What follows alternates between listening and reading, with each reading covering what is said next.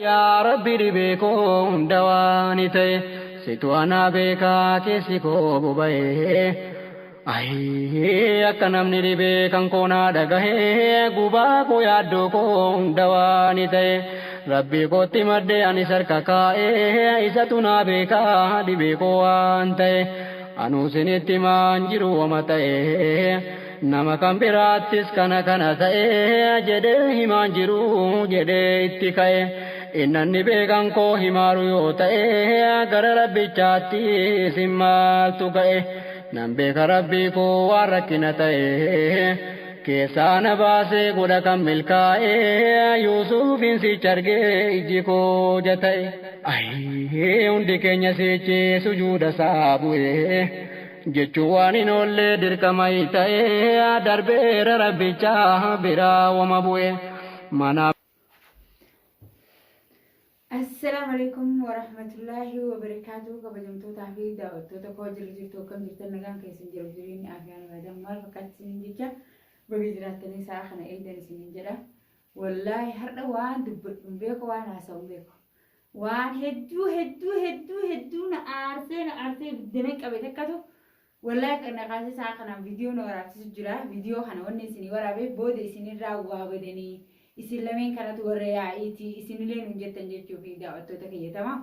Wallaahi kuni nadhoon ilmi dhiiraa tokko dhalaa yoo taates gizee marantaloon tun mana isiitti yaamsistee mucoo tana gaafa kaan ufiif tumti gaafa kaan isi tumsiifti tamam.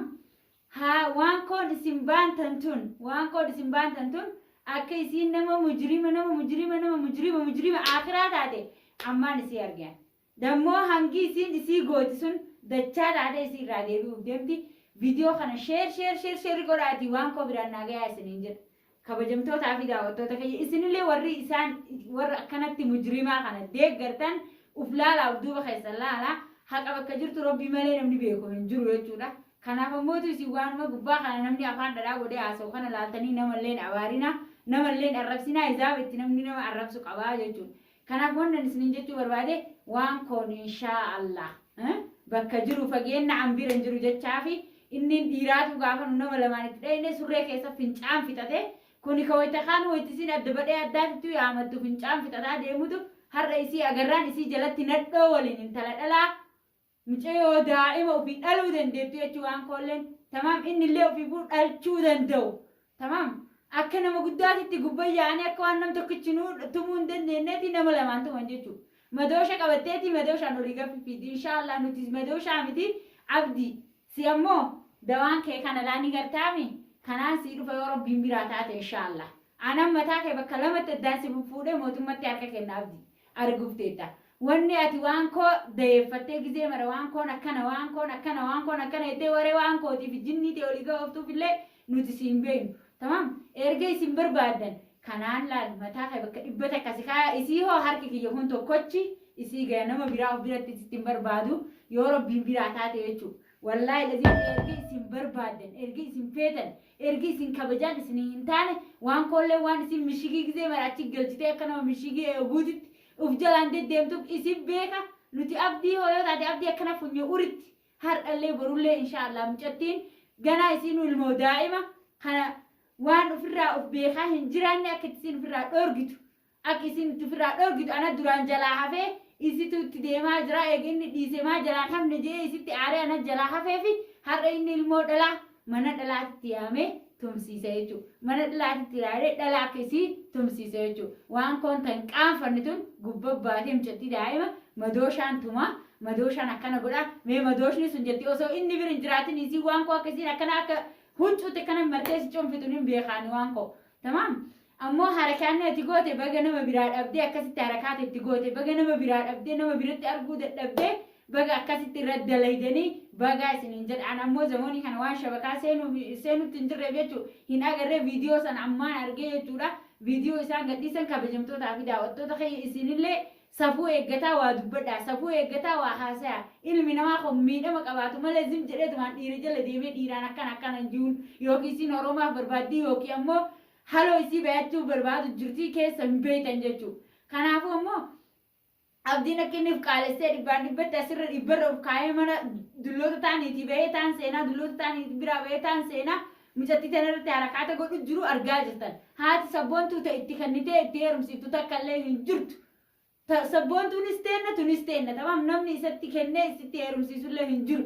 Tamam bilaash isaa qilleensarratti hafee saree ta'ee abdiin hin hafin arguuf teettan. Ammoo dhiiga isii har'a boru osoo hin jenne aanatu baasa sa'aadaan jechuudha. Aana baasa dhiiga isii dhiiga magartuu ana baasa wallahi kabajamtoota fi daawwattoota dubbachuu hin danda'u akka namaa himimmaan booyuu hin fedhu himimmaan isaanii jedhee hin booyuu akka isaanii shantama ofirraa dhorguu danda'u beeka tamam waan koo ammoo waan ani boruuf taan isin daddalagee isin garsiisu na arguuf teettanii isiniin jedhe kabajamtoota fi daawwattoota kayya abbaan feetanis aara abbaan feetanis dhiisa kun dhugaa jirtu liqimsaa bishaan irra dhugaa isiniin jedhe kanaaf ammoo warroonni haqa rabbii keessatti xiinxallitanii ilaaltan jechuun wanni kun isin hundarrallee ga'uu danda'a. Maaliif ilaamcoontu rakkinni isiin qabdu kun maalimcoontu yoo dhaabattu mul'atti bareedduu tanaa cabsaan qabdu ilmoo daa'ima waggaa 10 wayiiti tamam wanni isiin irraa hidhateen jirtu warroonni achi jalatti dullatti maali jinni jettanii isiin abdiirra dullatti miti tamam kanaaf ammoo wanni isin haasoftan kun hedduu takka na aarsu jira wallahi laziim hedduu na aarsu jira kanaaf ammoo kabajamtootaa fi daawwattoota kayya onneen na dhaabattee jirti isiin illee beekaatiin na dhoysite maaliif na dhoysita jee amma itti dawwalee jennaan ati duraanuu narra laaltee cal'isaa jirta gize hunda ani isaan sitti mataa oolaa jettee cal'isu jirti dheengadda akka isin agartan sani kalee keessa dhiitee mucattiin tun osoo kaleen tun dhukkubde gara deemtee isaaniin mormatu jirtu jechuudha. Harka keessa dhiitee harka keessa dhahee harkisii miidhamee hagammaa sukkumamaa jirti jechuudha. Kanaaf obboleeyyan tiyya. Argaa isinillee dhagayaa isaanuma badii qaba isaan kana yaa'ii qaba isaantu waa balleessee akka isin hin jenne nu waan qootanallee annama duraan saayibatiyyata duraanii umrii rabbiin biyya tana nu fidetti anaafsii nama wajji ture nama bakka takka wajjin dalagaa ture nama wajjin nyaadhee dhugee jeetii isii kabajee ulfinne isiitiif dheengadda abdii biraa gabbayee biraa deema islaamataa isaarraa akka fooniititti sagalluqqisee biraa deema. Ammas yoo barbaade kabajaa inni didee ennaan bishaan danfaa mataa isaatirraa itti gannaqeeti akka inni akka luqqootti luqqa'ee horooma bahee ilmi namaa tokko isa laalleessa godhuu dandeenya nuti. Garuu waa'ee siiriitii fi maalii osoo hin ta'in nuti harka kennaanuu akka feene isarraa dalaguu dandeenya. Siiriitillee nuti warra siiriittillee amanuu miti warra siirii jalallee deemuu miti jechuudha. Ammallee rabbiin siirii jala rabbiin shirkii waan ofii jibbi jalallee rabbiin hin oofin. Awwallaa hedduu takkaan aaree onneen na dhukkubdee lafarraa ka'ee buleeyyan tiyya narra ilaalinaa isiniin jedha. Kabajamtootaa fi daawwattoota kiyya ni gubadhee gara kanan na oowwe ibiddi na qabsiisanii jechuu barbaadeeti. Akkasii wallaahi laziim waan kun inshaa Allah kaayoo rabbiin biraa taate wal agarraa siin jedha. Eegee jaarsa keetillee si dhorguu dadhabee jechuudha. Eegee jaarsa keetillee nurraa gassi qabuu dadhabee ofiifin gassi qabnee si garsiifna. Manuma keessanis si dhufee waan asirratti dalagu arguuf teettaa siin jedha waan koo tamaam. Hadaraa rabbii isinitti haa ta'u viidiyoo kee kana sheer godhaatii waan koo biraan naagayaa haa argitu isiniin jedha achi asittuu yookiin isinuu viidiyoo isiitu arguuf teettanii waan ani isiirra dalagee isiirraa viidiyoo waraabuna agartanii isiniin jedha wallaahi yoon bakka biraatti illee yaamee isiin naa dhufuu didee manatti dhaqee fi waan koo laala akkaan ani isiirraa dalagu qofa na agartan isin waan ani isii godhu qofa na laaltan isiniin jedha isiin tun eenyu caalte maali mootummaadhaa gizee mara gizee sadaffaadha tanaa waliin mana isiitti mucoon sun dhaanamuun jechuudha. Dheengadda taatu irratti mari'ataniiti akkasitti irra walgayanii tamam tumuuf itti qophaa'ite isiin tun gizee mara gurbaa kana qolfiitti kennitee mana isii keessa keettee namni mana namaa kana keessa yoo jiraate kabajaan jiraata jechuudha. Namni mana namaa keessa jiru jechuudha. Kabajaa isiitillee dhabee kennallee dhabee gurbaa sun gizee mara mana sanitti micootana yaameetun ufiitti warwaatee yaam gizee miidiyaa irratti ol bahee akka nama isii jibbaa qabu akka nama isii waan takka dantaa irraa hin qabne akka isii maaliin taane jedhee afaan isaa kijibaa keessaa kijiba ofirraa gattoo jechuudha kuni baaldiin. Tamam ilmi dhiiraa tokko gobii namatti hin baafatu.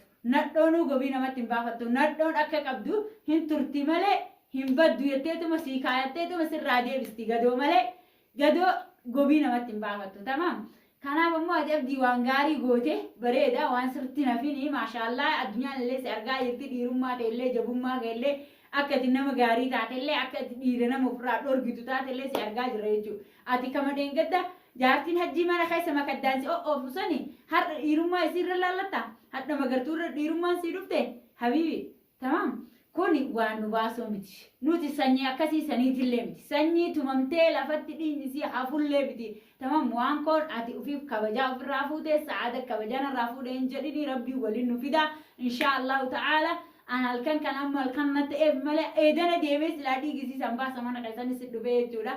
an haadha ilmootii kabajaan ilmaan isii haa guddifattu haa kabajaa ofii qabdu jedheeti dhaamsa keessaanillee sii barreessee dhufeellee qaamaanillee sitti himee akka gorsaatitti gorsa sii godhe jechuudha yeroo sadaffaadha ati sobdeem ce'oo tana mana keetitti kiyyaan kun yaamee isiitumuu yeroo sadaffaadha jechuudha tanaa waliin. Kanaaf ammoo an hanga isiin illee aartee nu dhoysite ammaaf ammoo viidiyoo keessan rabbiin ol baasee jira akkumaan argee namni biraatillee argee jira. Mucayyoo abbaa fedhe dhiigisiitillee baasaa ammoo nama tokko na dura baasuu hin danda'u dhiigisii ana baasaa isiniin jedha.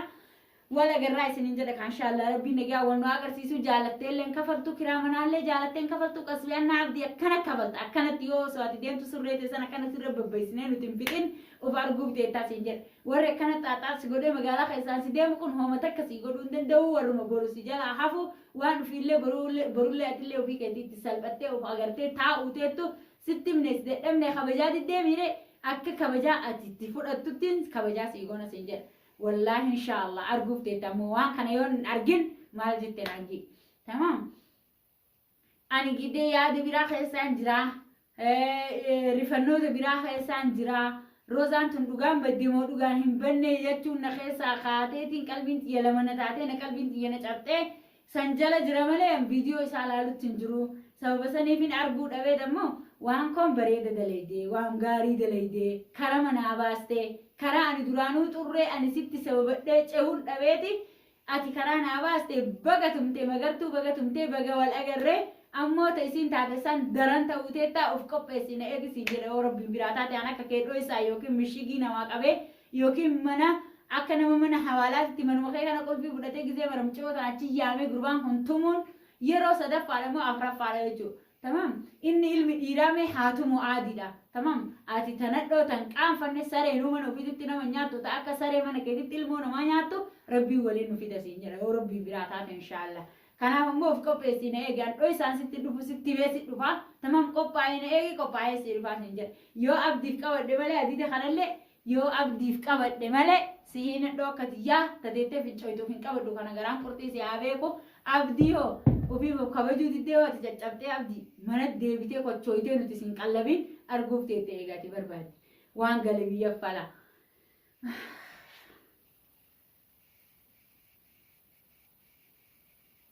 Garaan qurxii hin qabne xalaata abbaati jettee Oromoon gisee waa jettu. Garaan qurxii hin qabne xalaata abbaati. Tamam nutu sabrii sii godhate nutu namaaf nama wal ajjeefnu namaaf nama wal hin ficcisiisnu jedhee sirraa dheessee sirraa callisee si kabajee. Kabajaa san ofiif wallaaltee ofirraa gammulqitee gabbaan ofirraa gammulqee irraa gammulqan akka inni beekutti jechuudha. Kanaaf immoo kun waan hedduu takka na gaddisiisuu hin qabu rabbii waliin nu fida siin jedha inshaallah abdii afaan rabbiitiin rabbii waliin nu fida. Wanni isin irra dalaydan san waliin dhufnee arguuf teennaa isiniin jedha inshaallah isin rabbiitiin yoon hin bultii. Bubbultum badoomtu jedhan duraanuma si arge waan koo akka ati keessaan ilkaan nama kolfitee afaan nama gaarii taate akka ati keessaan nama nyaattu akkanuma laalee si argee siin jechuu barbaadeeti. Kanaaf ammoo inshaallah rabbii waliin nu fida. Rabbii waliin nu fida kana abdii muradhuu taa'ee na eegisiin jedhaan sa'aadaadha na beektaa. Tamam nama waliin nyaanne hin beekne si argan nama kabajaa walii qabnaa hin beekne si argan. Intala kana maali jaarsa keen taane inni kun maaliif irratti muudeen taate kiraa manaa ee afaan nagayaatiin kafale jechaan hirtaamaa kafale hin jenne meeshaa isaan mana san keessa jira. Tamam dirqama kafaluu qaba jaalatee osoo hin taane abdii namallee dirqama akkana kafalala akkana kafalta kiraa manaa abdii jaalatee osoo hin taane akka mana keessa hayyee gaafas waan koon sibiin hin jirtu nama si qarqaaru dhabdeeti sodaattee biraa galte gaafa deemtee manatti akka dhiiraa. Qabattee hidhattee tidhaite sana akkana jechaa maal dhexee waan godhin gaafa san waan itti taatuuf agartaa jira akka huccuu sana akkana lafarra riidisanitti akkana lafarra riidee si biraa deemu deemti nama meeqa isii duubaan qophaa'ee si eegaa jira sira maal dhexee qubaan hin qabatin sira magartuu guyyaa sanatti numa dhiira dhugama dhiirummaa ta'e dhugumatti abdatte maal dhexee qubaan hin qabatin dhalummaa nama laaltanii nama hin tuffatina dhalaa ta'ullee namni akka dhiiraa jira.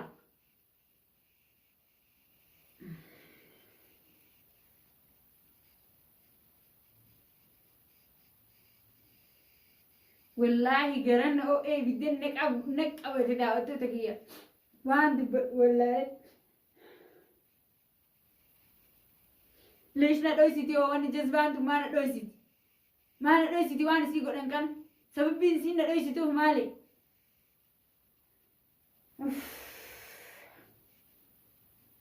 شاء الله وربي براتات إني أرجعتن إسني لي أرجعت وان إسني سي قدن كان إني أرجعت يا ربي براتات هما عمتي هاجت قومي رمتي مغرتون هامي رمتو مركو إسي سنمون وما باتي duraan nuti harka keessaa waliin hin qabne amma nu harka keessa waliin neqedheeniiti akka isiin morkabaatu akka abdiin luka isii jala gajjedhee dhungatu guyyaa tokko arguu biteettan inshaallah abdii isii jala kana imimmaan booyu gaafa duraatu kana imimmaan jala gooyeeti itti kalooyte magartuun tamaam imimmaan jala gooyee xururratee akkana haqatee fi itti kalooyte kaarra akka wannaatti ilaalee akkanatti isii xiqqeessu hon jechuu gizee harkaan ga'eeti waa meeqa wanna godhe as garagalee amma akka nama magartuu yookiin dirqeemman isaatti galtee akka nama magartuun jaalattee isa kana jalaa hafuu diddee godhee ofirraa haasa'u jira harakaata ofii godhee qaalii kenna baga nuu qaaloo itti maashaallaa tabaarakallaa magartuu waan fedhe irratti hojjedhe waan fedhe isii godhee kanaas maal fiddi as deebi'ee ammoo sabboontuudha ammatee inni fedhu sabboontuu maal godhe ilmoo ofii dhalu hin qaaffatu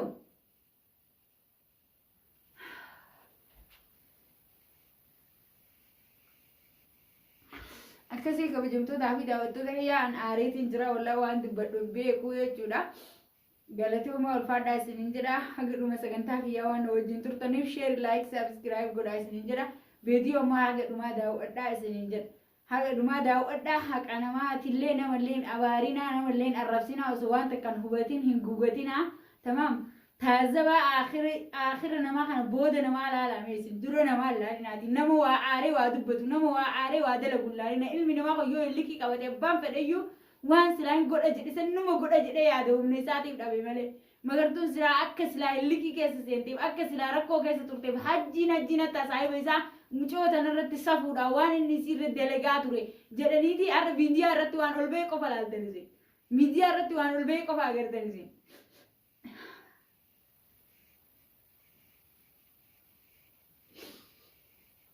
maal irraa beektan jechuuti magartuun taate irraan beektan sanii jecha hubadhaa waan tokko keessatti gallaadhaa hubadhaa miidiyoo gadhumaa daawwadhaa ulfaadhaa galatooma kabajamaa isiniin jira waan dubbadhu beekuu wajjuun aaree jira wallaahi azim na gubdee jirti waan koonsinuu na gubdee jirti kiyyaan kun osoo rakkoo qabaachuu baatee mana ofii keessaa eenyutu yoo rakkoo hin qabaatiin dhalaa jecha mana keessaa bahee mana biraatti akka biggala.